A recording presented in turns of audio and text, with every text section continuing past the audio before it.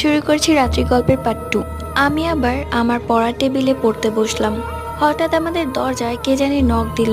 অনেক রাত, দেন দেখতে গেলাম কেউ ছিল না। যখন দরজা আবার আটকে আসতে নিলাম, হঠাৎ আমার বিড়াল এক জায়গায় এক নজরে অনেকক্ষণ তাকিয়ে আছে।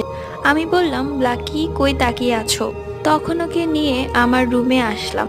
আমার মেঝো বোন হঠাৎ আমার পিছে কি যেন দেখলো আর চিৎকার দিয়ে উঠলো। আমিও হঠাৎ ভয় পেয়ে গেলাম। আমি বললাম, কি হলো হঠাৎ তোর?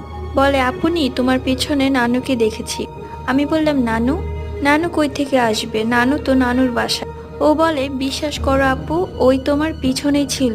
আমি বলি, ভুল দেখেছো। পরে ওরে সান্ত্বনা দিয়ে ওরে বললাম, অনেক রাত হয়েছে, তুমি এবার নিজের রুমে গিয়ে ঘুমিয়ে থাকো। ও বলে, না তুমিও চলো, আমাদের সাথে ঘুমাবে। আমি বললাম, ঠিক আছে। পরে লেখা শেষ করে আমিও গেলাম ঘুমাতে। যখন শুয়ে পড়লাম, হঠাৎ করে পরবর্তী